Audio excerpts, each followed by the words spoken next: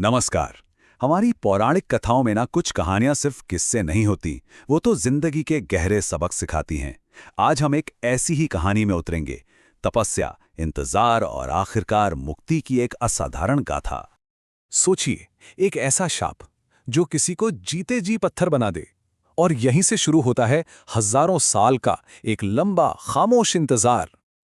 और फिर सदियों बाद एक दिव्य स्पर्श और वो इंतजार खत्म, मुक्ति मिल जाती है। तो सवाल ये है कि आखिर ये कहानी है किसकी? जी हाँ, ये कहानी है माता अहिल्या की।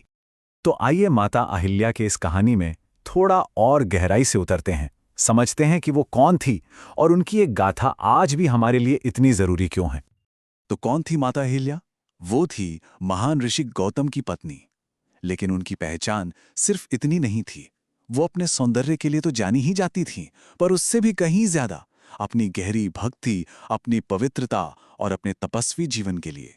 उनका पूरा जीवन, आप कह सकते हैं, धर्म और साधना को ही समर्पित था। लेकिन जैसा कि हर कहानी में होता है, एक मोड़ आता है। और अहिल्या जी की कहानी में ये मोड़ एक छल से आया। एक ऐसा छल जिसने उनकी पूरी जिंदगी को हमेशा के लिए बदल कर रख दिया। हुआ यूं कि देवताओं के राजा इंद्र माता अहिल्या के तेज और सौंदर्य पर मोहित हो गए और उन्होंने, आप सोचिए, छल का सहारा लिया। उन्होंने ऋषि गौतम का ही रूप धारण कर लिया और आश्रम में ठीक उस वक्त दाखिल हुए जब ऋषि वहां मौजूद नहीं थे। अब यहां पर ना कहानी में एक बहुत ही दिलचस्प मोड़ है। इस घटना को लेकर दो अलग अलग बातें कही जाती हैं। कुछ कथाएं कहती हैं कि माता अहिल्या पूरी तरह से बेकसूर थीं, वो इंद्र के धोखे को पहचान ही नहीं पाईं।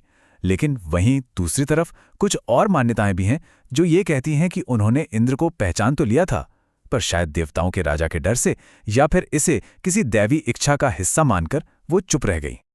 अब सोचिए, जब ऋषि गौतम आश्रम लौटे और उन्हें इस पूरे छल का पता चला, उनका गुस्सा, उनका क्रोध सातवें आसमान पर था।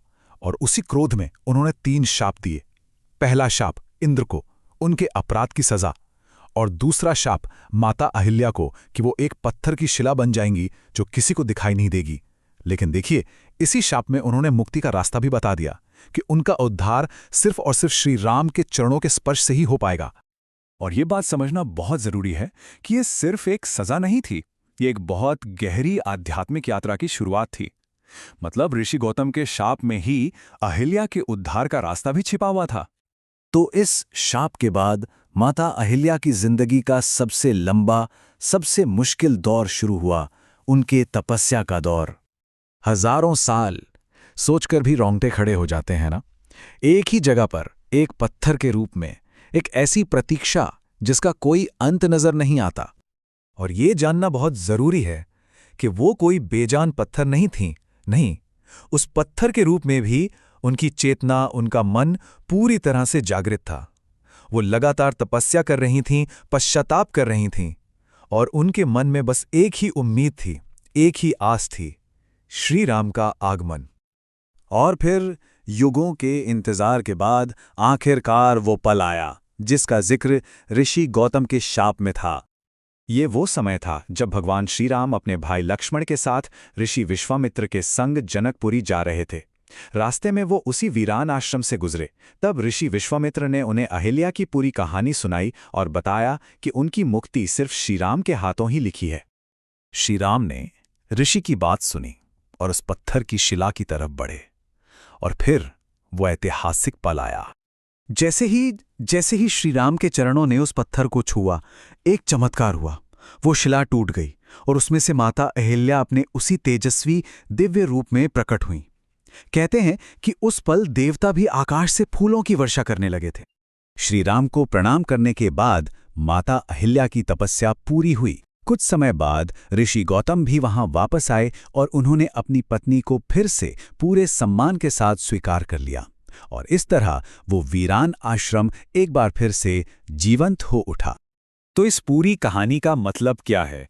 हमारे लिए इसमें क्या छिपा है? ये सिर्फ एक चमत्कार की कहानी नहीं है, इसके अंदर कई बहुत गहरे संदेश छिपे हैं। देखिए, इससे हमें कई जरूरी बातें सीखने को मिलती हैं। पहली तो ये कि अगर पछतावा सच्चा हो तो मुक्ति का रास्ता जरूर खुलता है।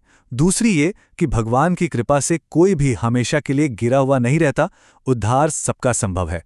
ये कहानी श्रीराम को सिर्फ एक राजा नहीं बल्कि करुणा और मोक्ष का प्रतीक बनाती है। और हाँ, एक बहुत ज़रूरी बात, ये कहानी समाज में स्त्रियों के प्रति जो कठोर नज़रिया होता है ना, उस पर भी एक गहरा सवाल उठाती है। और यही सवाल आज भी उतना ही प्रासंगिक है।